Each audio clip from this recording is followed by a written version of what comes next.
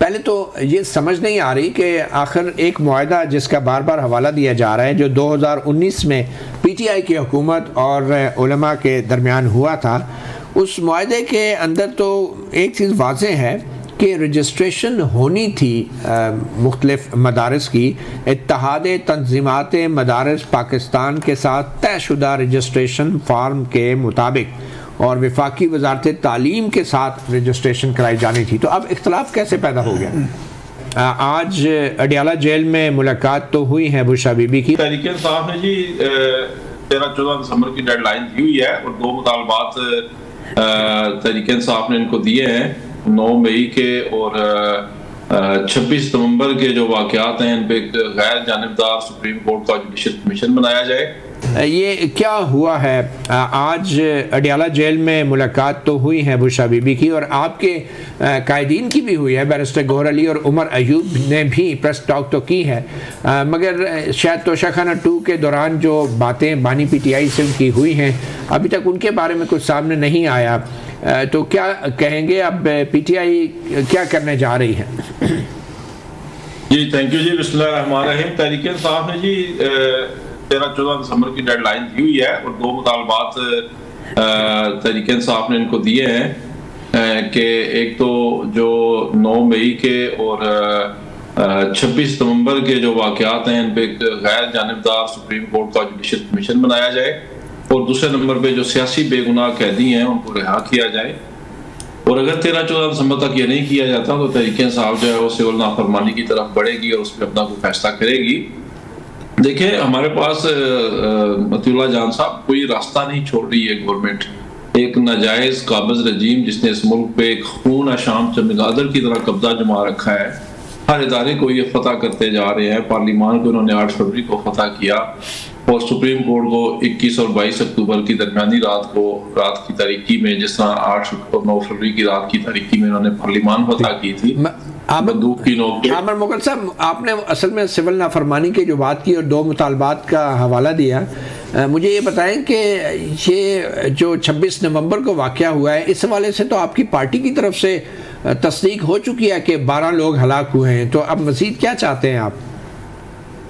नहीं देखिए मतीउल्लाह जान साहब, सबसे पहली तो बात है कि ये कम से कम तादाद है जो अभी तक आइडेंटिफाई हुए हैं लोग। हमारे तो 200 के करीब लोग मिसिंग है, हमें खुद नहीं पता, हमें खदशा है कि खुदा न खास्ता ये 200 के करीब जो लोग मिसिंग हैं अभी तक आपकी तरफ से कोई नाम तो सामने नहीं आए?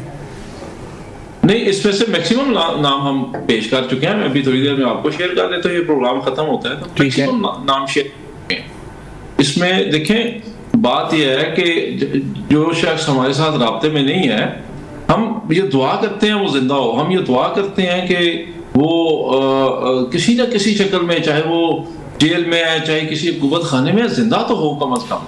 हमें तो खदशा ये है कि इन्होंने इन सबको शहीद कर दिया है, तो हमारे पास तो अभी तक एग्जैक्ट फिगर नहीं आ सका कि कितने लोगों को इन्होंने उस रात को शहीद किया। और ये याद रखिए मतीउल्लाह जान साहब, मैं खुद वहां पे मौजूद था, ये 12 लोग में तो वो लोग हैं जिनको स्नाइपर से हिट किया गया रोशनी में। आपकी पार्टी के जो चेयरमैन हैं बैरिस्टर गौहर अली, उन्होंने तो प्रेस कॉन्फ्रेंस में कहा था कि 12 अफराद की हलाकत की वो तस्दीक करते हैं और 200 लोगों की हलाकत की जो खबरें हैं वो प्रोपेगेंडा है। ये आपके चेयरमैन ने कहा था। अब कोई नई पोजीशन है आपकी? नहीं, एग्जैक्ट वही पोजीशन है। देखिए हमें खदशा है ना, जो गायब है किधर है। हम तो दुआ करते हैं वो जिंदा हो, हम तो दुआ करते हैं कि खुदा ना खास्ता उनको शहीद ना कर दिया गया। उनके लवाकिन सामने क्यों नहीं आ रहे? उनके लवाकिन क्यों नहीं सामने आ रहे? अगर वो डेड हैं या वो जो भी सूरत हाल है वो सामने क्यों नहीं आ रहे? नहीं, किस तरह मैं आपको बताऊं, मेरा मुलाजिम है घर का, अंसर अब्बास उसका नाम है, वो गायब है, मुझे नहीं पता वो जिंदा है फोत हो गया। उसका घर वाला, उसका वालिद बेचारा बड़ा गरीब है, वो मेरे साथ राब्ते में है, लेकिन मैं उसको ढूंढ रहा हूँ वो कहाँ पे है। सर बेतहाशा लोग हैं, इन्होंने एक कंफ्यूजन क्यों फैलाई हुई है इतने ज्यादा लोगों को अरेस्ट करने की और फिर उनके चालान अदालतों में पेश करने की, उनको अदालतों में पेश करने की। आज तक उनको अदालतों में पेश किया जा रहा है, इसलिए उन्होंने इतनी ज्यादा कंफ्यूजन फैलाई हुई है कि न एग्जैक्ट फिगर। देखिए हर शख्स ये इस कोशिश में है कि मेरा प्यारा चले, बेशक इनके कब्जे में है, बेशक इनकी कैद में है, लेकिन वो जिंदा तो होना। तो ये मतीउल्लाह जान साहब बहुत बड़ा जुल्म है ये इस वक्त जो पाकिस्तान की अवाम के साथ किया गया है। सरेआम दिन दिहाड़े इस्लामाबाद फेडरल कैपिटल में सर ये जुल्म किया गया है, तो हमें तो गोलियां दिन की रोशनी में लगना शुरू हो गई थी। चलें ठीक है, मैं अली गौर बलोच साहब के पास जाना चाहूँगा। अली गौर बलोच साहब, आप भी एक सियासी कारकुन हैं, तो आप भी डिनाई करते हैं कि कोई गोली चली है या कोई हलाक हुआ है? आप डिनाई करते हैं, आप भी बतौर एक सियासी कारकुन, जो एक सियासी कारकुन दावा कर रहे हैं आमिर मुगल साहब, आप इसकी तरदीद करते हैं? बिस्मिल्लाहिर्रहमानिर्रहीम। देखें, पहली बात तो ये है कि मैं यहाँ से बात स्टार्ट करूँगा कि मुगल साहब ने बात की है कि कमीशन बना। पहली बात तो ये है कि जब भी ये पाकिस्तान के ऊपर यलगार करते हैं और पुरतशद्दद एहतजाज की जो रवायत इनकी पार्टी ने डाली है वो उस पर साबित कदम है। और जब से मतलब है कि ये लोग सियासत में एक्टिव हुए हैं तो इन्होंने, मैं तो समझता हूँ कि या तो कोई मन्नत मानी है या कोई ऐसी कसम उठाई हुई है कि हमने जब भी एहतजाज करना है, पुरतशद्दद करना और पाकिस्तान की ईंट से ईंट बजानी। लेकिन आपकी बात तो तशद्दुद का इल्जाम रियासत पे है, हुकूमत पे है, गोली चलाने का इल्जाम उनका है ना, जाहिर है। वो कहते हैं ना कि चोर भी कहे चोर चोर, वो फिर इल्जाम तो हम पर लगाएंगे। अच्छा देखिए बात नहीं, आप ये बताएं आमिर मुगल साहब, आप एक सियासतदान हैं, आप ये बताएं कि आपके नजदीक कोई हलाकतें हुई हैं या नहीं हुई? थोड़ा सा वजाहत कर दें, फिर आप बेशक बताएं हलाकतें हुई हैं या नहीं हुई। बिल्कुल हुई हैं जी, और इनके नहीं, मैं अली गौर साहब से पूछ रहा हूँ। अली गौर साहब, तीन वफाकी वज़ीर तस्लीम नहीं, अली गौर साहब प्लीज जी। हाँ जी, देखें बात ये है कि हलाकतें जो ये कहते हुई हैं, हमें तो कोई ऐसा एक भी अभी तक भी कोई ऐसा मीडिया पे बंदा नजर नहीं आया कि जिसने कहा हो कि जनाब ये हमारे घर में ये शहादत हो गई है और हम इस पर एहतजाज कर रहे हैं और ये हमारी पोस्टमार्टम रिपोर्ट है। ये हुकूमत ने इन्वेस्टिगेट करके, आप हुकूमत ने इन्वेस्टिगेट कर लिया कि कोई लागतें नहीं हुई, अभी नहीं किया? नहीं, मतिउल्लाह जनाब साहब किसका बयान माने? जो कोई कहता है 500 हुई, कोई कहता है 700 हुई, कोई कहता है 150 हुई। आप कहते हैं बिल्कुल नहीं हुई, आप कहते हैं बिल्कुल नहीं हुई, आप क्या कहते हैं? देखें, हम तो बात करेंगे, हम तो उस बात पे यकीन करेंगे, बिल्कुल तस्लीम करेंगे। जाहिर है कि जब आप हजारों लोग लेकर हमला आवर होंगे, अच्छा, तो वहां पर कोई हादसा रूनमा हो सकता है, इसकी पॉसिबिलिटी है।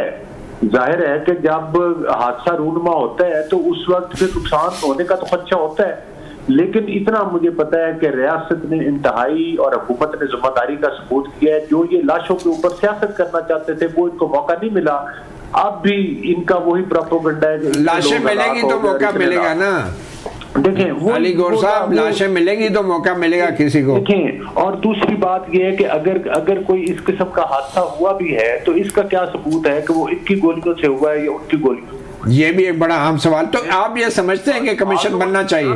कमीशन बनना चाहिए, आप ये कह रहे हैं? आपने ये देखा है, दो ग्रुपों की लड़ाई होती है, बाज़ औक़ात ये भी होता है कि वो अपने खुद मार देते हैं। बहरहाल तहकीकात होनी चाहिए अली गौर साहब। मैंने कहा कि वो दूसरे लोगों के ऊपर मुकदमा बनाने के लिए अपने भी बंदे को मार देते हैं, आपने सुना होगा। लेकिन मैं यहाँ पर ये जरूर कहूंगा कि अगर जो शहादतें हुई हैं उनकी वजाहत करें, उनकी कायदा लिस्ट करें और उनको किसी फोरम के ऊपर साबित करें। और दूसरी बात ये है कि हर दफा कहते हैं कि आप देखें धरनों में जब गए तो पीटीपी के ऊपर हमला आवर हो गए और उस वक्त इन्होंने मतलब कितना हंगामा बर्पा किया। 9 मई के वाकयात का तो फिर पूरी दुनिया ने देखा है। इनसे पूछिए तो कहते हैं हमने की, मतलब है ना, वो सारी ऑडियो वीडियो रिकॉर्ड वो हर चीज जो थी वो झूठी थी। और आज भी इनका ये बयान है कि जो लोग 9 मई के वाकयात कर रहे हैं, सिक्योरिटी किधर थी, उन लोगों को गोली क्यों नहीं मारी गई?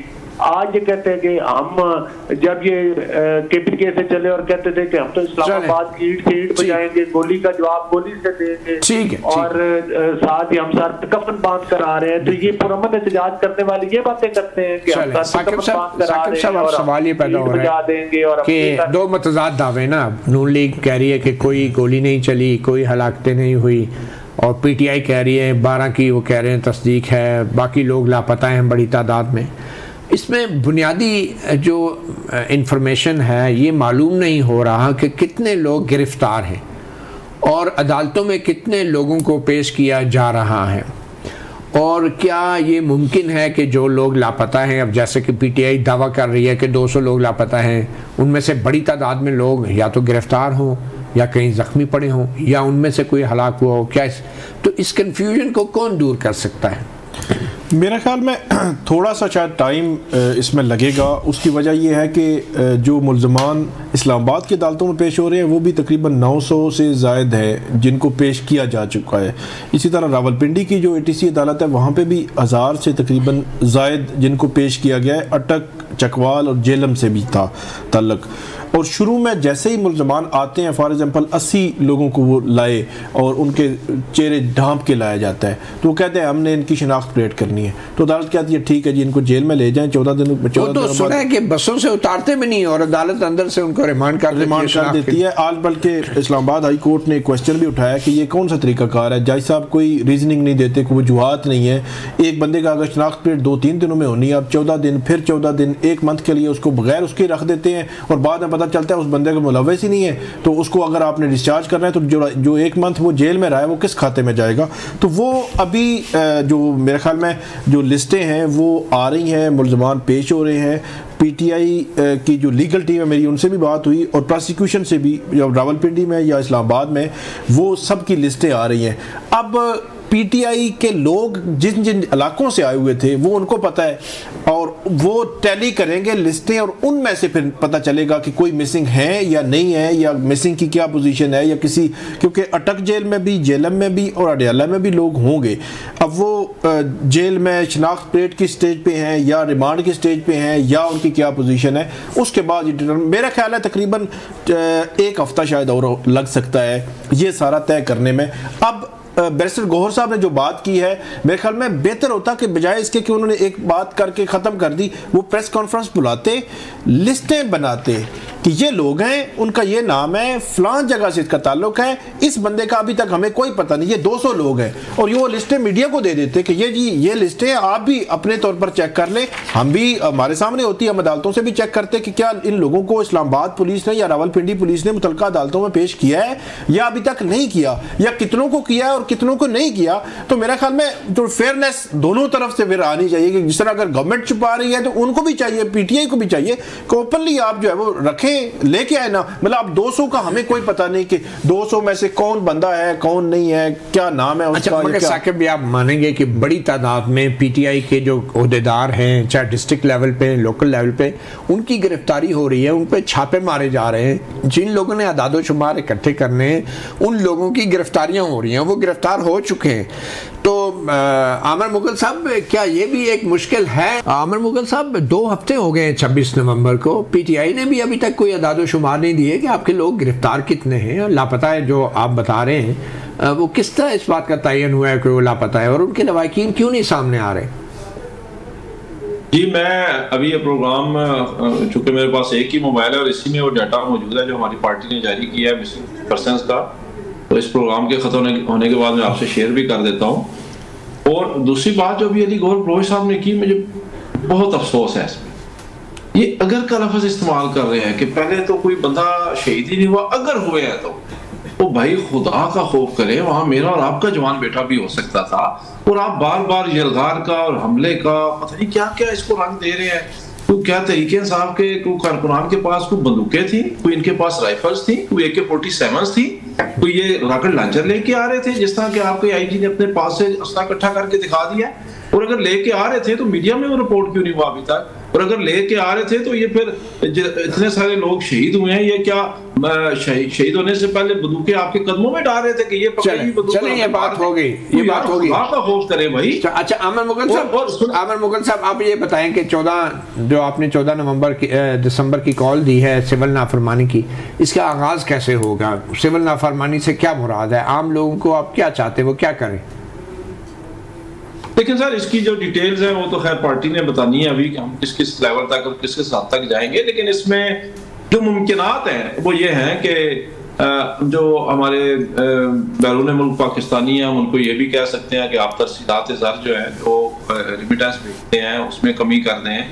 जो पाकिस्तान की गवर्नमेंट की जितनी भी इनके चीज़ें हैं हम उनका भी बाइकाट का ऐलान कर सकते हैं। तो अभी इसमें कोई चीज़ें ज़ाहिर है इस पर डिस्कशन हो रही है हमारी इंटरनल और इस पे तय किया जा रहा है। और खान साहब का आज आपने बयान सुना होगा, लेकिन इसका नुकसान पार्टी के आमिर मुगल साहब, इसका नुकसान मुल्क को होगा या हुकूमत को होगा? नहीं जी, इसका डेफिनेटली नुकसान इस हुकूमत को होगा जो बज़ोर बंदूक काबिज है इस मुल्क पे और इस रियासत पे। इनका कोई, ये देखें मतीउल्लाह जान साहब, ये अजनबी लोग हैं, इनका क्या हक बनता है? अवाम ने वोट दिया इमरान खान को, अवाम ने वोट दिया मुझे, अवाम ने वोट दिया किसी और को, ये आके बज़ोर बंदूक काबिज हो गया और काबिज होने के बाद हमसे एहतजाज का हक भी छीन लिया है। ये छोटा बड़ा सानिया हुआ है 26 नवंबर को। और बलोच साहब कह रहे हैं कि वो शहादा के दिन है। तो भाई मेरे हल्के के 2 बंदे शहीद हुए हैं, इलियास खान और आप बता चुके हैं। आमिर साहब ये बताएं कि अब ये जो फौजी मसनूआत की बाइकआउट की बातें हो रही हैं, ये कितना काबिल अमल है पाकिस्तान में? क्योंकि मेरा तो ख्याल में अब कोई ऐसा शोबा है नहीं कि जहाँ पे ये मसनूआत ना हो, तो ये किस चीज़ का बाइकआउट करेंगे आप? देखिए भाई साहब, मैं आपको एक बात बताऊं, तहरीक इंसाफ ने अभी तक फौजी मसनूआत के बाइकआउट का ऐलान नहीं किया। जिन लोगों ने किया, मैं भी देखता रहता हूँ सोशल मीडिया पे, ये इंडिविजुअल लोगों का अपना फैसला है। हम जब इन लोगों से बात करते हैं कि आपने क्यों किया, तो काफी से सवाल होता है कि तो आपने गोली क्यों चलाई। तो हमारे एक बड़ा अहम रियासती इदारा है पाक अफवाज, इसको अपना डिस्टेंस साबित करना होगा इस जालिम और जाबिर हुकूमत से।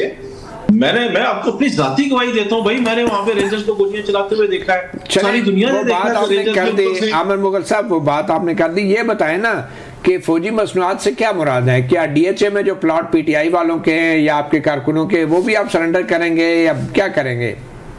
नहीं, मैंने तो कहा अभी तो तहरीक इंसाफ ने ऐसा कोई फैसला किया ही नहीं फौजी मसनूआत की बाइकाट का। ये तो मैं लोगों से जो हम देख रहे हैं, जो आवाम में एक रिएक्शन मैं देख रहा हूँ, मैं वो आपको बता रहा हूँ। चले ठीक है, पीटीआई तो सिविल नाफरमानी की बात कर रही है, तो नून लीग क्या फरमाबरदारी की कोई तहरीक चलाने जा रही है? कोई डबल कर देंगे बिजली के बिलों की अदायगी और ज्यादा से ज्यादा फौजी मसनूआत खरीदना शुरू करेंगे? नून लीग क्या करेगी?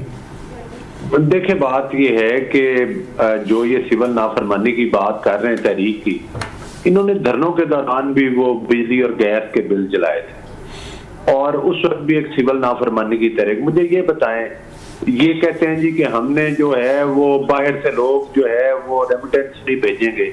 भाई बाहर जो बेचारे मेहनत कर रहे हैं उनमें मोस्टली वो लोग हैं जो घरों का खर्चा भेजते हैं, और वो क्या इन लोगों के कहने पे वो अपनी माओ को खर्चा भेजना बंद कर देंगे? और उनकी मजबूरी का उनकी मजबूरी का आपकी हुकूमत को बखूबी अंदाजा है। नहीं, मजबूरी नहीं। देखिए, बात ये मकसद ये है कि ये वो झूठ मूठ का कबूतर बनाते हैं और उड़ा भी देते हैं। तो मकसद ये है कि ये उतना झूठ बोल रहे हैं जितना कुछ तस्लीम भी कर ले और बड़ी खुशी से चलाएं ना, उसको कामयाब करके दिखाएं। क्या इनके कहने पर लोग बिजली के बिल नहीं देंगे? क्या इनके कहने पर लोग गैस के बिल नहीं देंगे? ये किस दुनिया में रहते हैं और किन हवाओं में ये बर्बाद कर रहे हैं? इनको अपनी तौर पर पता चल जाएगा। और वही आप कर रहे हैं फिर तनसीबात का और सारी चीजों का। अगर इन्होंने बाइकाट करना है मसनूआत का भी, तो फिर वो बात है कि उनके प्लॉट्स लेने भी छोड़ करते बेच दे, सारे तक पता तो चले ना कि सेल लगी हुई है, सारे लोग अपने प्लॉट इधर से बेच के किसी और कॉलोनी पे खड़े रहे। तो ये नहीं है, सियासी बात करें। और जिस तरह ये एहतजाज में ये कह रहे हैं कि हमें गोलियां मारेंगे, जो आईजी इस्लामाबाद ने, आरपीओ रावलपिंडी ने, डीपीओ अटक ने जो सैकड़ों की तादाद में असला पकड़ के टेबल के ऊपर रख के प्रेस कॉन्फ्रेंस की, जिसमें क्लैशनकोफ और खतरनाक तरीन असला मौजूद था, वो मतलब वो असला किधर से आया था? वैसे कैसे आया था? ये जो अफगान बशीर का आज तक रिकॉर्ड नादरा से वेरीफाई नहीं हो सका, वो लोग भी पकड़े हुए हैं। फिर इन्होंने जनाब जी वो हमारे 1000 बंदे लापता है, 700 बंदे। अच्छा, वो अफगान बाशिंदे जो है इधर एहतजाज के दौरान ही ये अफगान बाशिंदे एहतजाज के दौरान पकड़े गए। पता चल गया कि अलीगौर साहब है वो लापता है इनके।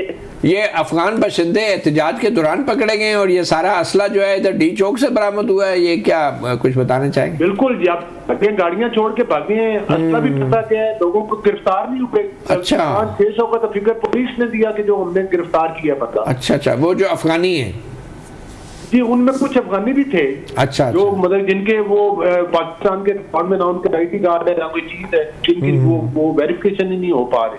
ठीक साकिब बशीर साहब, मकसद ये है कि ये चूरन। और दूसरी बात ये है, कल तक जो जिनका लीडर ये कहता रहा है कि भाई मैं तो पूरी उम्र के एक्सटेंशन देने के लिए तैयार हूँ बाजवा साहब को, जी किस जमहूरियत की बात करते हैं जो आरटीएस सिस्टम के जरिए खुद उसकी पैदावार है। और वैसे आप और मैं नवाज शरीफ, आपके लीडर नवाज शरीफ तो एक्सटेंशन के खिलाफ है ना? नहीं, और शहबाज शरीफ भी। मुझे ये बताएं मतीउल्लाह खान साहब, नहीं आपके लीडर एक्सटेंशन के खिलाफ है या नहीं है? इनके दौर में मुझे ये बताएं, जमहूरियों के दौर में टीएलपी के लोगों को सीधी गुट पे मार के नहीं मारा गया था? उस जमात के ऊपर पाबंदी नहीं लगाई थी इन्होंने दहशतगर्द जमात करार देकर। ये कितने जमहूरी कसर तो आप भी नहीं छोड़ते। आइन हिफाजत किया हुआ है। अली गौर साहब मॉडल टाउन का वाकया भी सबको याद है। मुसल्लत होना चाहते हैं दोबारा पाकिस्तान। अली गौर साहब संभलने जा रही उसका। अली गौर साहब मॉडल टाउन का वाकया भी आपको याद है ना? तो अपने दौर में कोई भी नहीं छोड़ता। साहिवाल में मुझे साहिवाल का वाकया भी याद है। बिल्कुल सही है। यहाँ पर सामने नहीं बिल्कुल आप दोनों मुकाबले पे थे। बिल्कुल आप दोनों मुकाबले पे, बिल्कुल आप दोनों मुकाबले पे। बहरहाल साकिब बशीर साहब, असल सवाल अब ये है आजकल के इमरान खान के ख़िलाफ़ जो एक तवक्को थी कि केसेस कम होंगे या वो बाहर की तरफ अडयाला जेल के गेट की तरफ अब आ रहे हैं, ये केसेस तो बढ़ते ही जा रहे हैं। अब तोशाखाना 2 केस में 190 मिलियन पाउंड केस का आज दोनों ये केस अडयाला जेल में हुए, उनमें क्या मामला चल रहे हैं? एक तो 190 मिलियन पाउंड केस बड़ा तेज़ी से अपने आखिरी मराहल की तरफ बढ़ रहा है। मतलब उसमें आज सवालात इन्होंने जवाबात जमा करवा दिए, थर्सडे को दोबारा हियरिंग हो रही है और उसके बाद उसमें दलाइल होने दोनों तरफ के और फैसला आना है। तो इसका मतलब है कि ये केस बिल्कुल अपने एंड की तरफ है। तोशाखाना 2 केस में फ़र्द जुर्म आयद होनी, आज जो बुशरा बीबी हैं वो 2-3 हफ्तों के बाद आई, आज फ़र्द जुर्म आयद नहीं हुई, 12 को शायद जब होगी। लेकिन इसमें एक और इंटरेस्टिंग पहलू ये है कि GHQ हमला केस, GHQ गेट पे जो हमला था उस केस से मुतल्लिक कल हेयरिंग होने जा रही है, उस पर फ़र्द जुर्म आयद हो चुकी है। अब जो पिंडी के 9 मई के केसेस हैं उनमें एक केस को बड़ी तेज़ी से प्रोसिक्यूशन जो है वो आगे बढ़ा रही है और कल इस पे बाकी मुल्ज़मान तकरीबन 88 मुल्ज़मान पर फ़र्द जुर्म आयद पहले हो चुकी है, बाकियों पर कल फ़र्द जुर्म आयद होनी और फिर गवाहों के बयानात और उसके बाद ट्रायल जो है वो आगे बढ़ना है। एक और ख़बर भी आई थी कि अब उसमें देखना ये है कि होता क्या है कि शायद फेडरल कैबिनेट कोई नए केस की तैयारी कर रही है और नए केस की मंजूरी और बगावत और इस तरह का कोई केस हम सुन रहे हैं। अब आएगी तफसीलात तो फिर जो है उस पर बात होगी। तो इस वक्त इमरान खान साहब पे 188 केसेस हैं ऑलरेडी। तो अगर मजीद बनेंगे तो उसमें फिर जो है वो डबल सेंचुरी की तरफ मामला चले जाएंगे। इसका मतलब है कि इमरान खान के मुकदमात में भी एक्सटेंशन होती जा रही है। किसी रिलीफ का, कोई फौरी रिलीफ का अभी फिलहाल तो कोई रिलीफ का चांस नजर नहीं आ रहा। अच्छा, अब दूसरे जो मामलात हैं जिसमें PTI के कारकुन जो कि फौजी हुकाम की तहवील में हैं और फौजी अदालतों में उनका केस चल रहा है, आज सुप्रीम कोर्ट में भी ये फैसला हुआ है कि रोज़ाना की बुनियाद पे अब उनकी अपील वो सुना जाएगा केस, क्योंकि सुप्रीम कोर्ट ने कहा था कि फौजी अदालतों में सिविलियन का ट्रायल नहीं हो सकता और उस फैसले के खिलाफ अब अपील जो है उसका फैसला होना है। तो आईनी बेंच ने मामला कल तक लेकर गया है। तो आपको क्या लगता है कि आईनी बेंच किस तरफ मामले को लेकर जा रहा है? क्या फौजी अदालतों में सिविलियन के ट्रायल की सुप्रीम कोर्ट इजाज़त दे देगी या नहीं? अभी फैसला क्या होगा कुछ कह नहीं सकते। सुप्रीम कोर्ट पहले तो जो सिविलियंस के ट्रायल है उसको गैर आइनी करार दे चुकी है। अब उसके फैसले के खिलाफ अपील है जो अभी आइनी बेंच सुन रहा है। लेकिन मेरा ये ख्याल है कि अगर सुप्रीम कोर्ट की जानिब से इस किस्म का फैसला आता है कि सिविलियंस के ट्रायल मिलिट्री कोर्ट्स में हो सकते हैं तो ये बहुत ही गैर मामूली एक मामला होगा, बहुत ही गैर मामूली किस्म का फैसला होगा जिसमें सुप्रीम कोर्ट बहुत सारी चीज़ों को नज़रअंदाज करके जो है वो आगे बढ़ जाएगी। मुझे लगता नहीं कि ऐसा जब वो फैसला हो, लेकिन जो लोग मिलिट्री की कस्टडी में हैं तो वो मई 2023 से हैं, वो भी तकरीबन 18-19 माह उनको हो गए हैं। एक चीज़ तो मेरा ख्याल में तय है कि जो भी है फैसला सुप्रीम कोर्ट को करना चाहिए कि ताकि उन ख़ानदानों को, फैमिलीज़ को क्लैरिटी हो जाए कि उनके जो लोग हैं कस्टडी में उन्होंने कहाँ रहना है, कैसे रहना है, कितनी सजा है। और आज हफीजुल्लाह नहई साहब ने भी कहा कि सुप्रीम कोर्ट के स्टे ऑर्डर की वजह से वो लोग अभी तक जेल में हैं और उनका फैसला नहीं हो रहा, बल्कि हुकूमत की तरफ से एडिशनल अटॉर्नी जनरल ने बताया कि ट्रायल मुकम्मल हो चुका है, फैसले तैयार हैं, सिर्फ सुप्रीम कोर्ट के स्टे ऑर्डर की वजह से सुनाए नहीं जा रहे। कोर्ट ने कहा था कि ट्रायल आप मुकम्मल कर लें, फैसले ना दें, तो अब वो लेकिन आइंदा चंद दिनों में बकौल जस्टिस जमाल खान मंदोखेल के अंदर चंद दिनों में इसका फैसला होने के इम्कानात है। वो पहले तो ये समझ नहीं आ रही कि आखिर एक मुआहदा जिसका बार बार हवाला दिया जा रहा है, जो 2019 में PTI की हुकूमत और उलमा के दरमियान हुआ था, उस मुआहदे के अंदर तो एक चीज़ वाज़ेह है कि रजिस्ट्रेशन होनी थी मुख्तलिफ मदारस की इत्तेहाद तंजीमात मदारस पाकिस्तान के साथ तयशुदा रजिस्ट्रेशन फार्म के मुताबिक और वफाकी वजारत तालीम के साथ रजिस्ट्रेशन कराई जानी थी। तो अब इख्तलाफ कैसे पैदा हो गया? बिस्मिल्लाहिर्रहमानिर्रहीम। देखिए, एक अहम मौजू पर आज आपने मुझे वक्त दिया, मैं शुक्रिया अदा करता हूँ। असल बात यह है, देखें, उलमा इस्लाम इस मुल्क में रोज़े अव्वल से आईन, कानून और रियासत के साथ खड़ी है और कभी भी हम एहतजाज भी किया। देखें, 15 मिलियन मार्च हमने किए, आप सब और सब पाकिस्तान के अवाम इस पे गवाह है कि किसी एक दरख्त से पत्ता भी नहीं गिरा। नहीं, बिल्कुल सही। ये हमारी बुलवती रियासत के साथ कमिटमेंट, आईन और कानून के दायरे में रहते हुए एहतजाज। मगर सर, इस मुआहदे के ऊपर अगर आप आ जाएं तो ये मुआहदा कर दो। असल में बात 2019 में भी मुआहदा हुआ, उस वक्त भी मोहतरम शहबाज शरीफ साहब वज़ीर आज़म थे और हम भी उस हुकूमत में थे। बिलावल भुट्टो जरदारी साहब वज़ीर खारजा थे, वो भी हुकूमत में थे, पीपल्स पार्टी। नहीं, वो पहले मुआहदे को तनसीख हो गई थी, मनसूख हो गया था जो उसमें 460 के एक्ट में तब्दीली की गई थी, 21 के 22 नंबर शीट में। और फिर जब ये 26वीं तरमीम आ रही थी तो इसमें भी आप मौलाना फजल रहमान साहब का रोल देख ले कि उन्होंने बहुत ही मुस्बित अंदाज में दूरियों को खत्म करके एक मुतफिका आईनी तरमीम किया और उसके बदले में इस मुआहदे के अंदर तब्दीली कर ली। अब नहीं, अब उस आईन में जो मसौदा इत्तेफाक हुआ वो हुकूमत ने ड्राफ्ट किया, वो बिलावल भुट्टो जरदारी साहब ने मौलाना फजल रहमान को दिया। फिर मौलाना फजल रहमान साहब ने अकाबिर उलमाए कराम और वफाकुल मदारस और दीगर हमारे जो तंजीमी मदारस के उनको भेजा और वो इस पे उनके इख्तिलाफ थे कि इसमें कुछ मुश्किलात है, लेकिन हमने उसको उन पे मौलाना साहब ने उनको राजी किया। अब दो बातें हैं, एक तो सियासी जमातों सियासी लीडरों के दरमियान बात होती है। सर, ये हाजी साहब ये बता दें, ये 29 अगस्त 2019 का जो मुआहदा है ये अभी फील्ड में है या खत्म हो चुका है, ये बता दें, ये जो मदारस की रजिस्ट्रेशन के हवाले से है। देखिए, वो फील्ड में है, लेकिन वो इन्होंने किसको वीजा दिया, किसको रजिस्ट्रेशन की। हम तो देखो, हम ये चाहते हैं कि हुकूमत का रियासत का डिमांड था कि हम रजिस्ट्रेशन करें और रजिस्ट्रेशन पे हम कोशिश कर रहे हैं आईन के तरमीम के जरिए रजिस्ट्रेशन करार पाई। अब हम ये नहीं समझते कि सबसे पहले मसौदा वज़ीर आज़म साहब के सरबराही में कैबिनेट ने वफाकी कैबिनेट ने पास किया, फिर कौमी असम्बली ने पास किया, फिर सेनेट ने पास किया। हाजी साहब ये बता दें कि आप जमीयत उलमा इस्लाम मदारस की रजिस्ट्रेशन के हक में है या खिलाफ है? हक में है, हम हक में है। अच्छा, तो मसला क्या है फिर? रजिस्ट्रेशन की शराइत के साथ मसला है ये। अब हुकूमत से पूछो कि आपने जिस एक्ट और जिस कानून और जिस आईनी तरमीम में आपने तीनों ऐवानों से पास किया, कौमी असम्बली, सेनेट और वफाकी कैबिनेट से, आपको क्या मसला है इसमें? हम ये कहते हैं कि देखो, इस वक्त रियासत और इदारे के मुकम्मल नहीं हो सकते कि एक और जगह पैदा किया जाए। बहुत शुक्रिया हाजी साहब, आपने सहाफ़ी प्रोग्राम को वक्त दिया।